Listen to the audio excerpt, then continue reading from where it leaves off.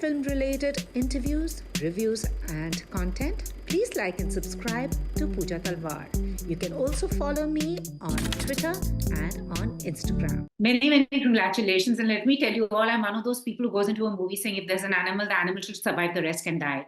So, I mean, Poacher, I'm literally that person. Like, it's okay if the animal survives, the rest I don't care for. So, I mean, Poacher was really moving. And Richie, I'll be really honest with you. I went in thinking I'm watching a docudrama, but it was anything but that. It was just so cinematically involving that you could not help being drawn into it. But it also gave me a little Delhi crime vibe in the sense that you are kind of the voice of those, helpless people who don't have a voice. Is that something that's subconsciously there in the filmmaker's mind? It's not subconsciously, not at all. No. It's very much front of mind, front of lobe, conscious. Honestly, it stems from me saying, how can I help? If I take empathy with someone that's real or some situation that's real, and I have any leverage to communicate to people and people will listen to what I have to say, then I just think, well, might as well put it to use. And certainly after Delhi Crime, I had some leverage in the industry. People would listen to me, they would answer my phone calls. And I said, if I have leverage once in my life, I want to use it for something that I don't think has been done in this manner, at least. And certainly the voiceless in this, I mean, you've seen the episode, the first episode, first scene, there's your voiceless. So I figured might as well use it if I never can use it again. That's just so awesome. And Roshan, I mean, let me first tell you that, mention your name and you have to see the comments, the most sought after star, the most promising star. Have you gone through the comments that come your way? No. It's terrifying. I don't look at comments. But you should. They're the good ones. Not everyone is that lucky and that fortunate to have such praise coming their way. No, this I'm very, very happy to hear. I hope all of these people watch Poacher and that they're happy. But yeah, thank you. Thank you so much. But your character is someone that I, relate to. For the world, he might be a computer programmer, but here he is fighting the world of wildlife crime. And by the way, Richie, I didn't even know something like that existed because I moonlight as a supporter for all the doggos around me. So I could relate, to your calculation. But translating him from, say, paper to screen, and what was that like? Because somewhere, it becomes, the kind of stuff you see in the news. You try to model yourself on one of those characters, but here it just seemed that it would be Roshan Mathew, who's, Yeah. No, see, firstly, what's on paper is extremely well detailed, and I'm not talking about huge descriptions that Richie writes about each character. No, it's just the lines they speak and the decisions that they make. That itself informs you very well about the character. And in this particular case, because this is based on a real life person who's still out there fighting the good fight, I had the opportunity to meet him a couple of times and have long conversations with him, and he is just a regular guy. He's so grounded. He could be any computer programmer. When you look at him out on the street, he's not somebody who looks like a savior of the world, but the fact is, through his work, that's exactly what he's trying to do. And these people don't carry that that chip on their shoulder that, hey, you know what, I'm better than you because I'm doing some really noble work. They don't have that. They're just going at it as objectively as possible, and they're at it every day. They work really, really hard, and they have systems to fight and people to fight, and they're hardly like armed for any of these fights. So it's just really incredible what they do, but they're very, very regular, ordinary people. I mean, can I call them wildlife avengers or Richie? Because they're superheroes. You absolutely can. That's what I call them. Exactly. Yeah. Dibyendu जी, आपका character एक तो वर्दी, I think कहीं पे है एक इंसान जिसको वर्दी बहुत पसंद है, actor, because but I've seen many shades of you, but ये जो character, he's so humane. There is so humane. He is also somewhere fighting his own personal demons, but here also he's trying to extend how do I put it, that unresolved part of him, to basically the unresolved part of him that is seeking that apnapan, as I would say. So what was that playing him? What was it that appealed to you? See, as rightly said, that everybody is being chased by his own nemesis. Uh, so of course, मतलब इस नील बनर्जी जो character है उसकी भी खुद के वो nemesis है, but at the same time he acts as a predator also. If you see him, that he knows the ball game, so that's why he says that I will do it, and I'll do it on my own terms and with my own team. So he's a very very strong-headed guy, and of course he's doing a non-glorified job, but at the same time he is a crusader basically, and at the same time he has a lot of personal aspect, and sacrificing his own life, his own health, so many things, and at the same time Richie has put in one beautiful thing in that say he's continuously focused and rooted, so because he has a very beautiful quirk in him, that he loves turtle also. So it's a beautiful thread that throughout the series, this character and the series and the script maintains and with him. And another beautiful thing, that whenever he is communicating with Roshan and Alan, he is speaking in English, and when he's communicating with the villagers, he's speaking Malayali, and when he's communicating with Kishore, he is communicating with Hindi in Hindi. And when he is very vulnerable, very docile, he is not a Neil Banerjee, that aura. When he comes to his niece, his little niece, and that time she is so simple and so vulnerable, and he speaks Bengali, the mother language. So it is a fantastic world of that character, and that actually excites me, in the script. So of course I am lucky enough to play these kind of roles. And वर्दी की जहाँ तक बात है, हाँ मैंने वर्दी में कुछ रोल्स किए हैं जिंदगी में, और लेकिन वर्दी मतलब इस तरीके, और वर्दी का रंग एक में रहता है आप वर्दी में, नहीं, वर्दी का रंग एक हो सकता है, लेकिन इंसान तो अलग अलग हो ही जाता है. Exactly. But Richie, also another aspect of you, can I call you are one of those few feminist directors, because your narratives are very strong women. And I'm sure this also must have been told to you, because whenever we are talking about forest and wildlife, the women are very few and far in between, and usually many of them are not given these positions, saying bahut tough hoga. But it's nice that she is the one who's actually leading the way, So how come that you play upon these aspects?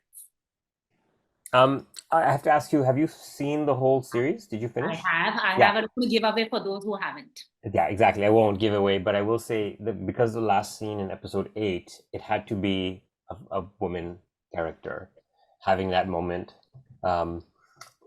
observing what she was observing in the animal kingdom. So that was very important to me, to have that build up for the whole 8 episodes.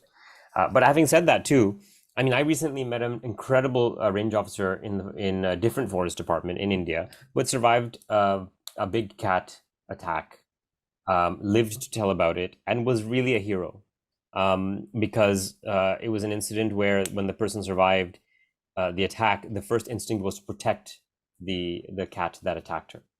And I think that I just have a feeling that that's a maternal instinct kicking in. And so I just get very enamored by the heroic qualities, that the way I look at it is, when I think I'm doing something noble, there's a deep rooted sense of satisfaction in doing it, which I can attribute to me being selfish. It just makes me happy doing it. And when I see some of the most amazing women in my life, my dadi ma and people I've known, and certainly my life partner, they don't do it because it necessarily makes them feel better. They do it because they have no choice, and that's different. And I think that takes them much further. So I feel like that's something that as a society we should applaud. I think it's an inspiration for whether you're male, female, or anything in between. And I love that examination, that exploration.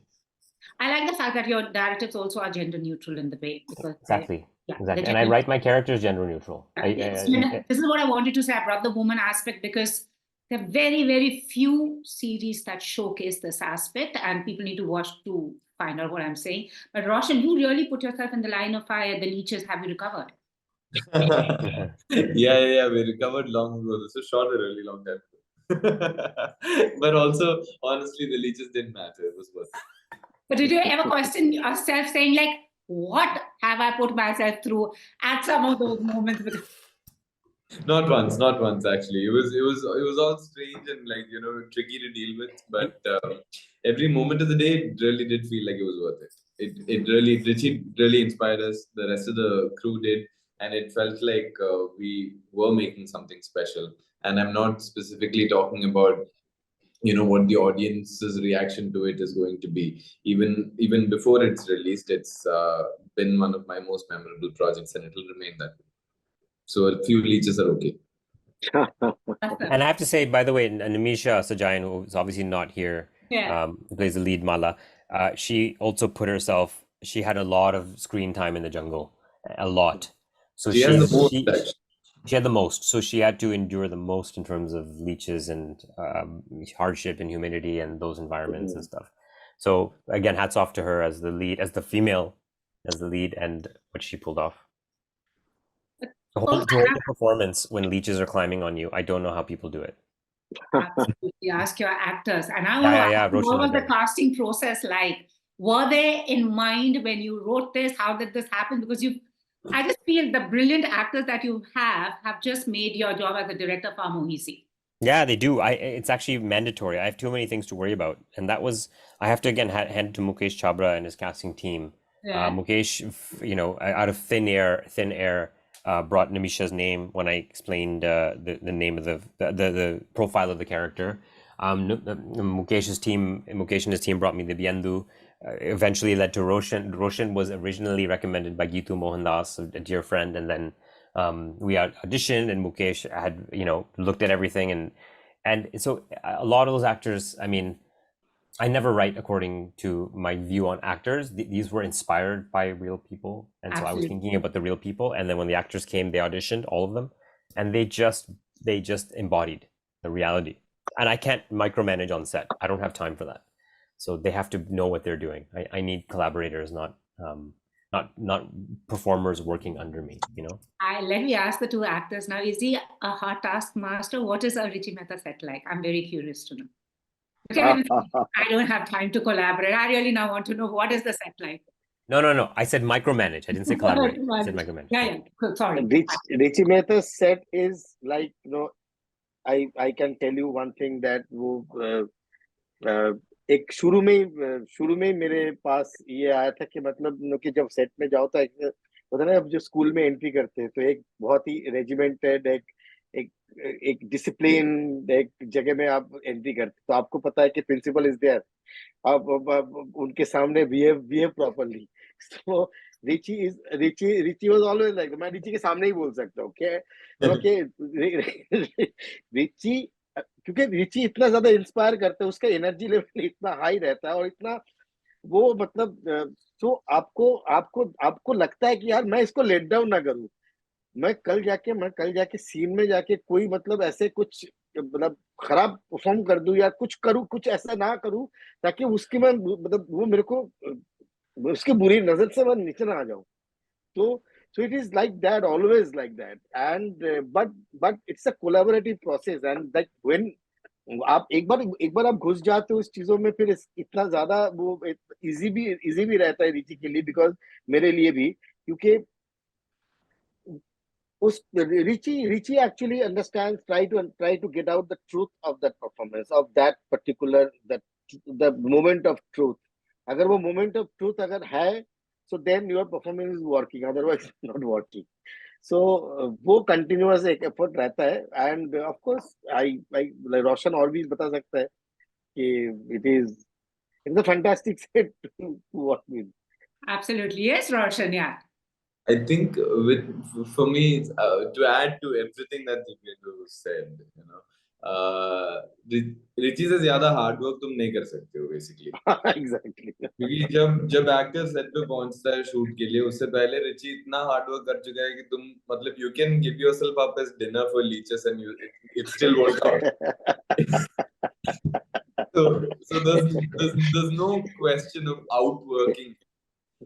So then what remains is that out of what he's written and like the way he explains the scene or a particular shot that we're going for, everything that he explains, he does so passionately, and it all sounds so great that you really want that to happen in the best manner possible. So like Debuda said, all you're trying to do is not let him down, and then obviously he gives you more than enough room to contribute in any way possible. If it's good, he'll keep, it like you can be a collaborator in every sense, but basically what we're all trying to do is to get the best version of what Of his Richie script. Yeah. envisioned possible. And I think one of my biggest takeaways immediately after we started shoot, pretty much in the first few days, is that by yahan pe story important hai. It's not about the actors, really. So Debuda and I've had like a lot of laughs. Like there have been जब हम camera के पीछे खड़े होकर performance कर रहे हैं, कहीं और चला गया, कैमरा उसके पीछे चला गया, but the characters are still there in the space, so we'd be performing. हम बहुत ज्यादा डेडिकेटेड एक्टर्स थे, मतलब किसी और का सीन चल रहा है, वो हम लोग कैमरा में नहीं है, लेकिन हमको पता है अगर कैमरा घूम जाए तो हम रोशन क्या करेंगे. So we used to do all the actions in the background. And it doesn't come with like any feelings of insecurity or being ignored or anything, because you know that Richie's covering what needs to be covered. And you are a cinematographer, a brilliant cinematographer. Him and Richie have a great connect. They seem to communicate in like, they don't need words to communicate. They don't need to look at each other. They both know very well what they're doing, and it's very easy to trust them with a scene. So you just have to be there and do your job, and they'll make you look good, and they'll make the scene effective. And Richie, I mean this as totally as a compliment, because I didn't pause once, because what happens is now when you're watching stuff at home, there is this tendency to pause, I'll come back. It was just like as if it was happening in real time, and I wanted to know what next. I mean, I'm just going back in time. What was that one thing that triggered off that I need to have this story out there? Because we haven't seen anything like this. We had spoken, you see it on the news, you see discussions on television, but to have a full-fledged show dedicated to it. And as I said, they're not actors. They're just these characters who are fighting for a cause. Honestly, it's the first time I met this wildlife crime fighter who Roshan is playing. Yeah. Because I had been connected with him, and he was with the Wildlife Trust of India, Crime Control Division, and I called him up, and he said, "Who is this? Who are you?" I said, "Oh, I'm this filmmaker. I'm doing this. This is pre-Delhi Crime, so I didn't have that name, quote unquote, in the public. I was finishing Delhi Crime." And I said, "This is who I am. I'd love to meet you." And he said, I am going on an operation tonight for a few months. I can meet you in front of Nehru Enclave metro station at midnight for 10 minutes on the street. I said, "Haan, chalo karte." So I went and met him. And in that 10 minutes, the impression I got, he was about to go to the Indo-Nepal border for an operation, undercover operation. Yeah.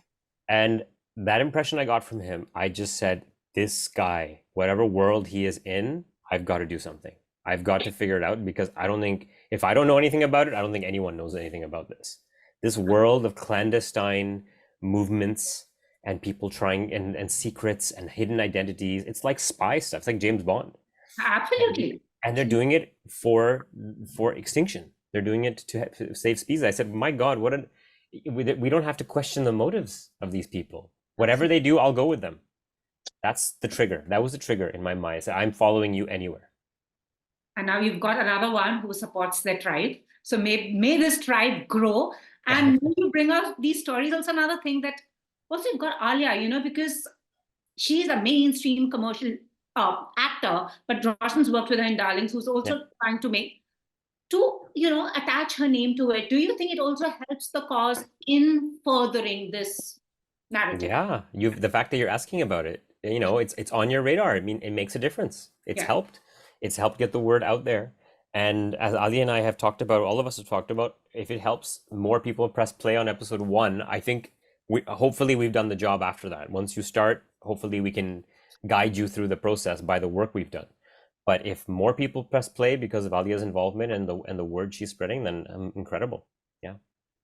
Okay, now as I wrap up, Roshan, I want to ask you, since you have a superpower here, what's actually your superpower? Do you have a superpower that people are not aware of? And also another question that attached to this is also as an actor, your filmography is interesting.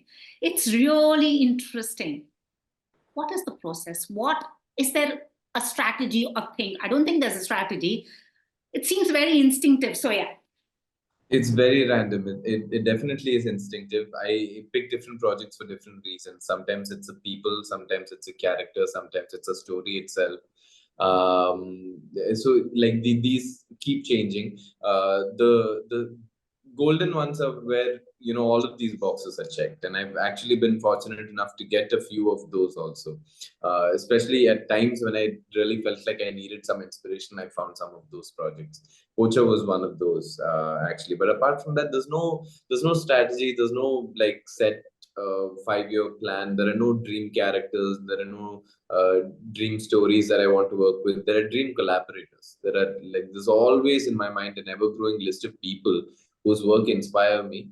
And I feel like, okay, if I ever get to do something with this person, I would love to, or I wish I get to collaborate with this person. So it's all other people who are doing great work who inspire me. And what is the superpower? Oh yeah, I want to ask the three of you, what's your superpower that no one knows of?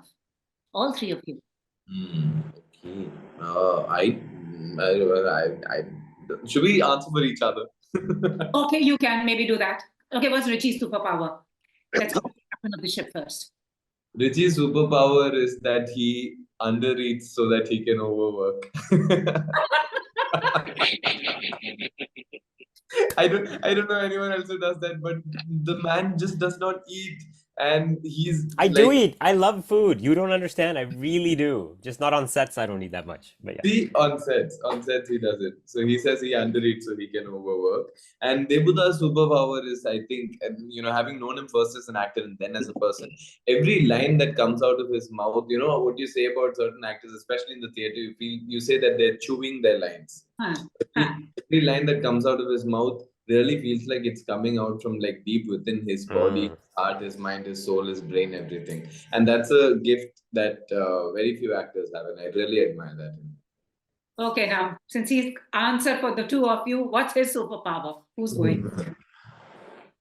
I think for me, Roshan's superpower is capturing the essence of something and making it look effortless. Actually, when he came on set, it seemed like it was effortless from him. And he had all the knowledge. He had every detail, every little, I mean, you've seen in episode 2, there's a long monologue about call logs and deciphering them and creating a narrative. And it's a lot of stuff going on. And even after I wrote it, I had to keep double, triple, quadruple checking. Did I get it right? And he somehow sorted it out in his head and then got it right every time we did it. It's absorbing big pieces of information, massive amounts of data, and then just spitting it out like it's his own. I've never actually seen anything like it. Awesome. Thank you so much, the three of you. And Richie, can't wait to see. And by the way, Debu, it's actually what Roshan said about Debu. He thinks his dialogue, because there were times where he would sometimes stutter his dialogue, and I wasn't sure if it was Debu or the character, but it was absolutely working because he was almost roundaboutly getting to where he needed to get to, and I could not tell the difference, the reality of what was happening. So that was really something. Yeah. Thank you so much, Richie. Thank you. Can't wait to see what next from you now. Thank you. Thank you. Thank you so much, Pooja. All right. Thank you. Bye. If you've liked this interview, please like, share, and subscribe. Follow me on Twitter and Instagram.